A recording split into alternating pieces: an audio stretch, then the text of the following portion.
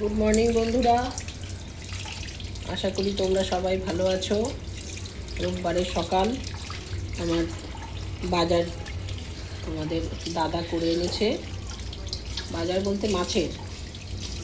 তো এই যে সব মাছ, এইসব মেলানো মেশানো আছে। ভেটকি আছে, রুই আছে, তারপরে তোমার ভোলা আছে, তারপরে এই মাছ আছে আপাতত। আর এই মাথা রেখেছি, আজকে মাথা দিয়ে ডাল করব ভাবছি। ডাল করব না পুঁই শাকের চচ্চড়ি করবো, কিছু করব। এই করব আর এই মাছ করব। এই হচ্ছে আজকে আমার বাজার, মানে মাছের বাজার। তারপরে এবারে ডেলিকার বাজার, তো সবজি বাজার তো আসবে।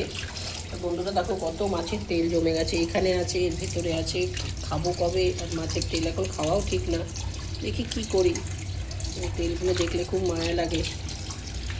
মানে খাই না মাছের তেল, কিন্তু এক সময় একভাবে মাছের তেলের বড়া করি, কিন্তু খেলেই এই যে পেটের আরম্ভ হয়ে যাবে অশান্তি।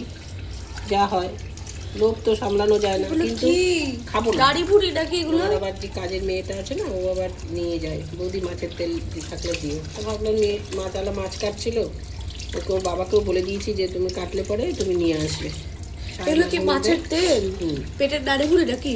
হ্যাঁ, ওটা বাঁচতে হবে, নাড়িগুলো বাঁচতে হবে। এই হচ্ছে, ওর মধ্যে পোনা মাছও আছে। এই যে পোনা মাছ, পোনা মাছ সব মেলানো মেশানো রয়েছে। এবার একটা একটা করে সব ধুয়ে ধুয়ে সব ফ্রিজে ঢোকাবো, কলে জল থাকতে থাকতে।